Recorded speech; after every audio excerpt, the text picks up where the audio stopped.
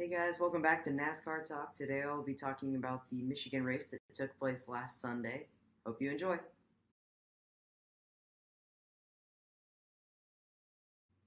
Kyle Larson led from lap 1 to lap 20 early in the race.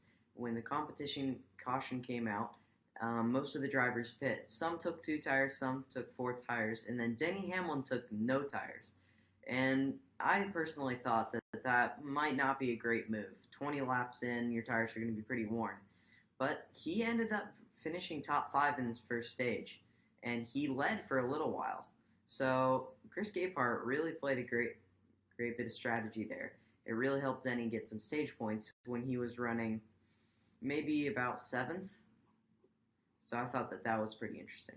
When Denny Hamlin lost the lead, Chase Elliott was the one to pick it up. He ended up leading the final laps of the stage and winning the stage. But halfway through the stage, Joey Gase hit the wall really hard. It was a pretty hard impact, but luckily he walked away under his own power. That's all I really have to say about stage 1. I thought it was a pretty entertaining stage, but overall, not much happened. Another driver who had a good day was Austin Dillon. He really needed it too because of the point situation. Through stage 2, he had a great run. He started running 3rd, and then he moved to 2nd. He started trying to take away the lead from Kyle Larson, and he would get clear, but he wouldn't slide up in front of Larson. And I'm not exactly sure why he wouldn't do this. He just, I guess, didn't know that he was clear. Maybe his spotter wasn't relaying enough information to him. I'm not sure. Some pit strategy took place, and Kyle Busch ended up with the lead after green flag pit stops. And he wouldn't really get a phenomenal finish considering he won the second stage, but he did end up winning the second stage after some pit strategy was played, but he never really contended for the lead after that. At the end of the stage, as soon as they crossed the line, Austin Dillon finished 6th, but as soon as he crossed the line, he moved up the racetrack right into Brad Keselowski. Now, he was on the apron of the racetrack, right below where you should be running, and Brad Keselowski kind of pinned him down there, but Austin Dillon didn't look, and he just drove right up the racetrack. And unfortunately, he barely touched Brad Keselowski and spun into the wall. It was a really hard hit. He got on his side. I mean, he didn't touch the ground on his side, but in the air he was on his side, and he ended up landing back on all 4 tires, thankfully. And that really ended his playoff hopes of pointing his way in. At this point, he kind of needs a win to get in. I also want to mention Matt Benedetto. He had a really good run. At the beginning of this first stage, he was doing pretty good, and then he had some issues on pit road. But eventually he rebounded, and he had a great stage 2. But in the final stage, on the final restart, him and Denny Hamlin battled for 5th. And it was a pretty intense battle. They almost wrecked themselves. But I just wanted to mention that Matt Benedetto was having a great day at a track that maybe Wood Brothers wouldn't be expected to do too great at. So, honestly, I was pretty impressed with Matt Benedetto, and he keeps proving why he needs a good ride. Now, after stage 2, Kyle Larson and Chase Elliott pulled away. Now, it didn't really change after that. They started to get some pretty big gaps, and it looked like Kyle Larson and Chase Elliott were just going to battle to the end unless a caution came out.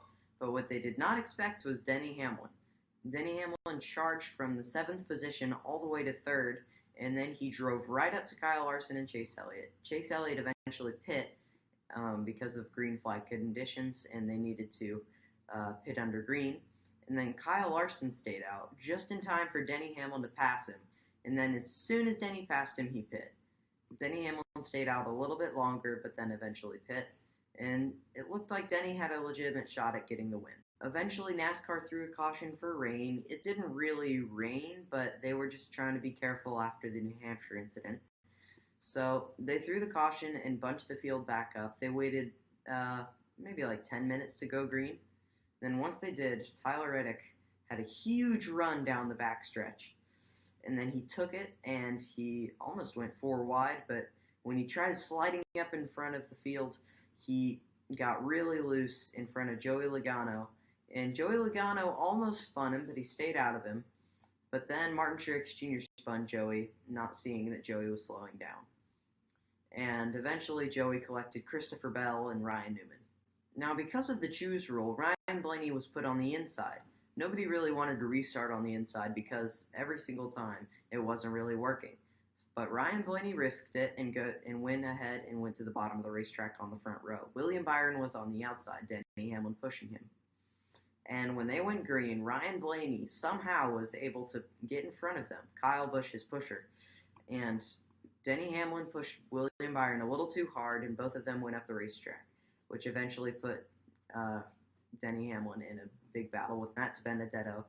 William Byron did recover and eventually try to battle Ryan Blaney to get the win. But at this point, the racing was a little too tough for the drivers trying to pass people under green flag. And William Byron just couldn't get by. Ryan Blaney cruised to a victory after not really running top 5 all day.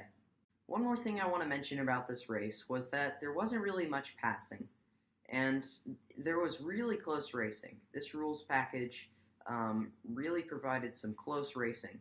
Now, I don't think the leaders pulled away more than half a second, and that's pretty big. There was constantly a battle for the lead, and it was really fun to watch, but the more you watched, you realized that nobody was really passing anybody.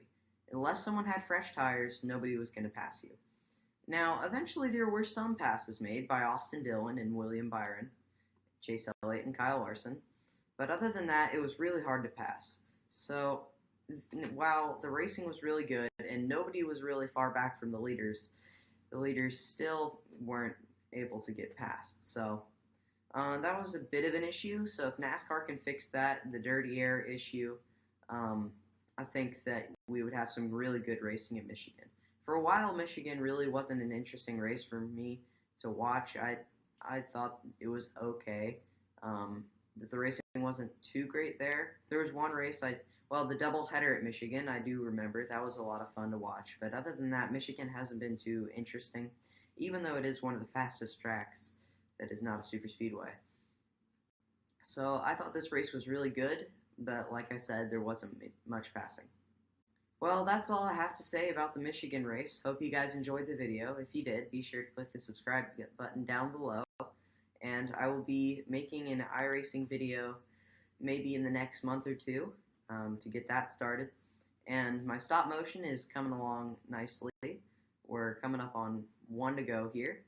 Really excited about that. Hoping to get that up in the next month here. So, hope you guys enjoyed this video. As always, this is Cole Jones signing off for now on NASCAR Talk.